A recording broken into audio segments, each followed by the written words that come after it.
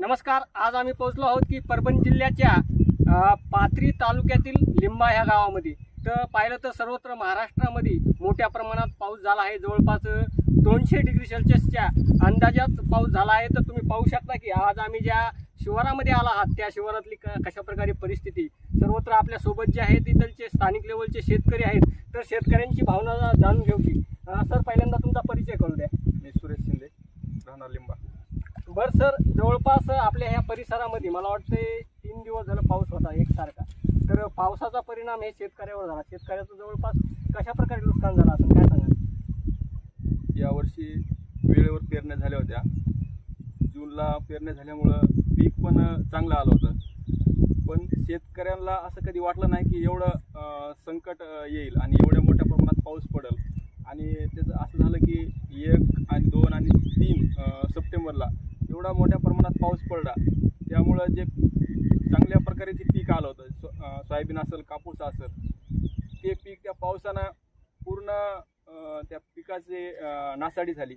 आणि ते पीक आज 10% शेतकऱ्याच्या हाताला लागते का नाही हा शेतकरी आज विचार करत आहे. शेतकरी आज खूप अडचणीत सापडलेला आहे. ह्याकडे जर पाहिलं तर सर्वत्र शेतकऱ्याचं मोठं नुकसान झालं आहे. शेतकऱ्याची एकच मागणी की आम्हाला काहीतरी नुकसान भरपाई पाहिजे. कशी पाहिजे काय सांगा? आमचं शासन दरबारी एवढंच आमचं शेतकऱ्याचं सर्व अशी मागणी आहे की ज्या शासनानं अटी घातलेल्या आहेत, तुम्ही शेतामध्ये जाऊन ई पीक पाहणी करा किंवा क्रॉप इन्शुरन्स जे ॲप आहे त्या ॲपवर तुम्ही त्याची तक्रार करा. माझं शासनाला एक प्रश्न आहे. आमचा शेतकरी अशिक्षित आहे. आमच्या शेतकऱ्याला त्या ॲपमध्ये काय दिलं आहे की त्याच्यामध्ये काय भरायचं आहे, काय दिलं ते वाचतासुद्धा येत नाही. मग ते शेतकरी कसा त्याच्यामध्ये माहिती भरणार? आणि माहिती भरणार नसेल तर शेतकऱ्याचं नुकसान होऊन तुम्ही त्या शेतकऱ्याला त्या नुकसानी भरपाईपासून त्यांना वंचित ठेवणार आहात. हा आमचा शासनाला प्रश्न आहे. म्हणून शासनाला एक आमची मागणी आहे की त्या ज्या अटी आहेत त्या अटी रद्द करून शासनानं आता एका जागेवर, इथं लिंब्यालाच एका जागेवर पाऊस पडला आहे का? तसं नाही, तर सगळीकडेच पाऊस पडला आहे. लिंब्याला पाऊस पडला, विट्याला, सोनपेठला, पाथरी तालुक्यात, परभणी जिल्ह्यामध्ये सगळीकडे पाऊस पडला आहे. हे सगळ्यांना माहीत आहे. मीडियाच्या माध्यमातून आपल्याला सगळ्यांना, शासनाला सुद्धा माहीत झालेलं आहे. मग शासनानं हे अटी घालण्याचं कारण काय? शासनानं कोणत्याही अटी न घालता सरसगट शेतकऱ्यांना आज ताबडतोब मदत करावी. कारण आपण पाहिलं 2020चा पीक विमा आपल्याला भेटलेला नाही. 2023चा 25% ॲग्रीम भेटला आणि 75% ॲग्रीम विमा सुद्धा शेतकऱ्याला मिळाला नाही. गेल्या वर्षी कोरडा दुष्काळ शासनानं जाहीर केला. आम्हाला प्रश्न आहे की कोरडा दुष्काळ तुम्ही नावाला जाहीर केला, कोणती मदत तुम्ही दिलेली आहे? म्हणून फक्त नावाला तुम्ही ओला दुष्काळ जाहीर करू नका, तर ताबडतोब शेतकऱ्याला जे नुकसान झालं त्या नुकसानाची भरपाई ही ताबडतोब देण्यात यावी, एवढीच आमच्या शेतकऱ्याची मागणी आहे. बरं सर, जवळपास किती एकरमध्ये अशी भरपाई द्यावी काय सांगा?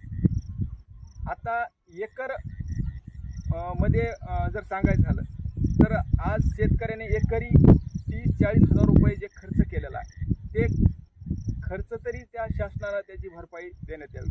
एकरी 30,000 रुपये शेतकऱ्याला मदत, शासनानं शेतकऱ्याला मदत जाहीर करावी.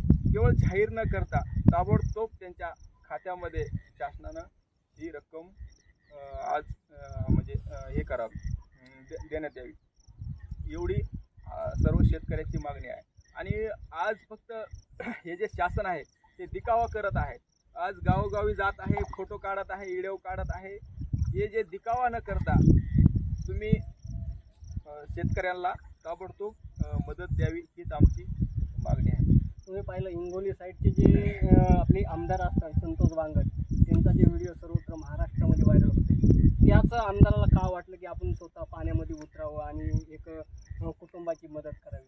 तशा प्रकारे आपल्या ह्या पाथरी विधानसभेमध्ये पण आमदार असतील किंवा परभणी जिल्ह्यात खासदार असतील, खूप आमदार असतील. ह्या आमदारांना का बरं नाही वाटलं की घराच्या बाहेर पडावं आणि शेतकऱ्याच्या मदतीला धावावं? काय सांगा?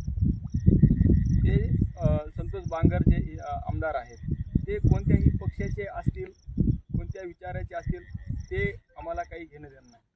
पण ते जे आमदार आहेत ते आमदार आज लोकांच्या दुःखामध्ये आज ते सहभागी होऊन आज लोकांच्या संकटाच्या काळामध्ये ते धावून गेलेले आहेत आणि त्यांनी स्वतः त्या पुरामध्ये उतरून लहान लहान लेकरं होते, लहान लहान लेकरं कडेला घेऊन त्यांनी तिथं मदत केलेली आहे, त्या लोकांना तिथून बाहेर काढलेलं आहे. म्हणून आमच्यासारख्या सर्वसामान्य लोकांना सुद्धा असं वाटत आहे की आमदार असावा तर आमदार असा असावा. म्हणून बाकीचे जे लोकप्रतिनिधी आहेत, जे लोकांच्या मतावर जाऊन स्वतःचे घरं भरण्याचं फक्त कामं करतात, त्यांनी सुद्धा हे आदर्श घेणं आज गरज आहे. आज लोकांसाठी काम करण्यासाठी तुम्हाला त्या ठिकाणी पाठवलं आहे. एवढंच आम्हाला सण असतं शेतकऱ्याचा. त्या दिवशी हा म्हणजे पूर्ण प्रकार पावसाचा घडला आणि जे की बैलराजाचं आपण पूजन करून त्या बैलराजाला बैलपोळ्याच्या दिवशी मारुतीला वेढा घालतो. त्यावेळेस आहे ना शेतकऱ्याच्या चेहऱ्यावर एक म्हणजे एक सुखाचा दिवस असतो. त्यावेळेस म्हणजे त्याच दिवशी शेतकऱ्याच्या एक म्हणजे दुःखाचा दिवस कोसळला आहे आणि तेच की शेतकऱ्याचा बैलपोळा हे सण साजरा करण्याच्या ऐवजी शेतकऱ्याला होळी साजरी करावं लागत आहे. कारण शेतकऱ्याला आहे ना माझं नुकसान झालं म्हणून प्रशासनासमोर बोंबलावं लागत आहे. काय बोला? बरोबर आहे. पोळा हा सण शेतकऱ्याचा मोठा सण मानला जातो. त्या दिवशी बैलाला मिरवल्या जाते, बैलाला सजवल्या जाते. पण शेतकऱ्याच्या चेहऱ्यावर दुःख यासाठी होतं कारण त्या शेतकऱ्यांना आपल्या बायकोचे दागिने जे सोनं घरामध्ये होतं ते सोनं बँकेमध्ये घाण ठेवून ते शेतामध्ये ते पिकवलं होतं आणि ते पिकवलं आणि कष्ट केलं आणि आज बघितलं असतं तर चार खताचे जे डोस असतात ते खताचे डोस कापसाला दिले होते. 5 4 फवारण्या केल्या होत्या. म्हणजे आज हातात तोंडाशी आलेला घास या पावसानं हिरावून घेतला. म्हणून पोळ्याच्या दिवशी शेतकरी संकटात असल्याने आज पोळासुद्धा आनंदामध्ये ज्या प्रकारे साजरा करायला पाहिजे होता शेतकऱ्यांनी त्या प्रकारे शेतकऱ्यांनी पोळा साजरा केला नाही. कारण शेतकऱ्याच्या आज दुःख शेतकऱ्याला याचं झालं होतं. बरं सर, परभणी जिल्ह्याला मला वाटते पालकमंत्री आहेत. ते पालकमंत्री ह्या परभणीचे भूमिपुत्र नसावात तरी पण त्यांचं एक भाग्य म्हणावा. हे परभणीचं पद त्यांना भेटलं पालकमंत्री. पण त्या पालकमंत्र्यानं एकही ह्या परभणी जिल्ह्यामध्ये चक्कर मारलेली दिसली नाही. त्याबद्दल तुम्ही काय बोलाल? पालकमंत्र्याची ही एक जबाबदारी असते की जिल्ह्यामध्ये शेतकऱ्यावर असेल, गोरगरीबावर असेल, कष्टकऱ्यावर असेल, ज्यावेळेस संकट येत आहे त्यावेळेस त्याचे जाऊन त्याचं पाहणी करणं, त्याच्यावर तोडगा काढणं हे पालकमंत्र्याचं कर्तव्य असतं. पण आपला जे परभणी जिल्ह्याचा पालकमंत्री आहे गेंड्याच्या कातड्यापेक्षा निबरगट्ट हा आहे. कारण हा शेतकऱ्यावर एवढं मोठं संकट येऊन सुद्धा आज शेतकऱ्याच्या बांधावर येऊन शेतकऱ्याचे झालेलं नुकसान पाहायला ते तयार नाही. कारण एवढा निष्क्रिय पालकमंत्री मी तर आजपर्यंत पाहिला नाही. बरं दादा, मला एक तुम्हाला बोलायचं आहे की जे की तुमच्या हातामध्ये जे की कापसाचं झाड आहे, तुम्ही पाहू शकता की या दादाच्या हातामध्ये कापसाचं झाड आहे. म्हणजे हे कापसाचं झाड हे असं उभं राहण्याच्या ऐवजी हे खाली पडलेलं आहे. म्हणून दादाने उचलून आज आपल्या कॅमेऱ्यासमोर दाखवण्याचा प्रयत्न केला आहे. बरं दादा, असे किती झाडं ह्या ठिकाणी पडले असतील? जवळपास 90% क्षेत्रामध्ये सगळे कापसाचे झाडं खाली लावून ना आणि पाणी त्याच्यावरून गेले, त्याच्यामुळे ते कापसाचे झाडं उभे सुद्धा राहू शकत नाही दादा. बरं, ह्या ठिकाणी जवळपास म्हणजे ते जे शेतकरी, तुम्ही पण शेतकरी, तुम्ही ज्या शेतात उभा टाकला तेच शेत समजा तुमचंच आहे. तर ह्या शेतामध्ये जवळपास किती खर्च केला होता? जवळपास एका बॅगला समजा 10-20 हजार रुपये खर्च झाला असेल, 30,000 रुपये अंदाजे. कारण 2 खुरपण्या, 4-5 कळपण्या आणि 4 डोस कापसाचे आणि 4 डोस आणि 4 फवारण्या झाल्या. म्हणजे असं मिळून जवळपास 30,000 रुपये तरी खर्च आला असेल त्या बॅगला. बरं, हे हाताची आणि तोंडाची बी लागणार नाही, हे जे तुमचं पीक गेलेलं आहे. पण ह्या पिकाची काहीतरी नुकसान भरपाई द्यावी म्हणून शासनाकडे काही विनंती किंवा शासन तुमच्यापर्यंत आलं का? काय सांगा? अजूनपर्यंत कोणी आलेलं नाही आहे. कारण पंचनामे वगैरे काही झालीच नाही. सध्या तक्रारी वगैरे केल्या जे सरकारनं जे लाडकी बहीण योजना काढली, बरोबर आहे का? लाडकी बहीण योजना काढली आणि प्रत्येक लाडाच्या बहिणी आहेत मुख्यमंत्र्याच्या, त्यांच्या खात्यामध्ये पैसे टाकले, कुणाच्या खात्यामध्ये पैसे आले नाही. पण एक लाडका शेतकरी आहे त्या लाडक्या शेतकऱ्याकडे बघितल्यावरच लाडकी बहीण सुखात राहील, काय सांगा? लाडक्या भावालाच बघावं लागणार आधी किंवा लाडक्या शेतकऱ्यालाच बघावं लागणार, तरच लाडकी बहीण सुखाची आहे ना. आणि शेतकरी जर नाही पिकला तर बाकी काहीच पिकलं नाही, म्हणजे विकतच नाही. शेतातून काही आलं जर नाही तर विकणार काय तुम्ही मार्केटला? बरं, आता मी तुमच्या गावातून येत होतो त्यावेळेस गावकरी शेतकरी काय बोलत होते, जसं की जसं की एसट्यावाले कसा संप करतात, जसं की अनेक वर्गातले काही लोक म्हणजे संप करतात, तसा शेतकऱ्यानं जर संप केला तर सरकार त्याकडे कशा प्रकारे लक्ष देईल, काय सांगाल? शेतकरी सगळे तर एकत्र येऊ शकत नाहीत, कारण शेतकऱ्याला 12 कामं असतात सगळ्या जणांची. एकत्र यायला त्याच्या कामापासून त्याला सवड नसते.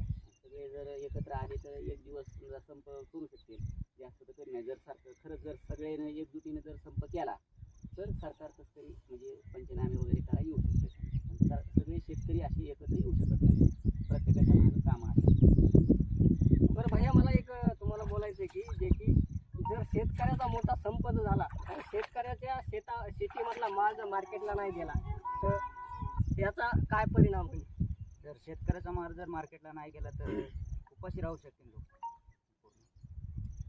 बरं, जे की आता शेतकऱ्याचं जे आपल्या परभणी जिल्ह्यामध्ये जास्तीत जास्त प्रमाणात जे कापूस उत्पादक आहेत, सोयाबीन उत्पादक आहेत, मोठ्या प्रमाणात शेतकऱ्याचं नुकसान झालं आहे. जे गोदावरी गंगा असन किंवा नदी असन, वडा असन, त्या कडेला जे शेतकऱ्याची शेतं असतात त्या ठिकाणी बी नुकसान झालं आहे. आणि रोडच्या साईडला पण शेतं असतील, त्या शेतांचं पण नुकसान झालं आहे. जवळपास मला वाटतं 75% शेतकऱ्याचं नुकसान झालं आहे.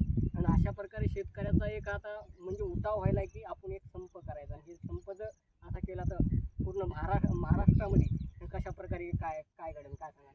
संपूर्ण महाराष्ट्रामध्ये खूप गोंधळ घडन, कारण की हा संप व्हायला नाही पाहिजे, पण काय करण्याची परिस्थिती येऊ शकते आणि आलेली आहे. कारण की आमचं जे पीक आहे कापूस सोयाबीन असेल ते कसल्याच प्रकारे शिल्लक राहिलेलं नाही, 90% खराब झालेलं आहे. पाहिलं तुम्ही, ह्या जे पाथरी तालुक्यातील लिंबा हे गाव आहे, ह्या लिंबा गावातील जे शेतकरी वर्ग आहे, शेतकऱ्यांची एक अशी प्रकारे भावना आहे की शेतकऱ्याच्या डोळ्यामध्ये जर पाहिलं तर एक सुखाचे आसू आपण आतापर्यंत पाहिले, पण आता आपण आहे ना शेतकऱ्याच्या डोळ्यामध्ये दुःखाचे आसू पाहत आहोत. शेतकऱ्यानं बैल पोळा हे साजरा करायचा तर शेतकऱ्याच्या नशिबी आली होळी साजरी करायची, आणि सरकार दरबारी बोंबवण्याची वेळ आली आहे. आणि सरकार दरबारी बोंबलून आमचं जे नुकसान झालं त्या नुकसानाची भरपाई करावी, अशा प्रकारे शेतकऱ्यांनी आपल्या चॅनलची माहिती दिली. मी महादेव नरोटे, आपण पाहताय महाराष्ट्र न्यूज.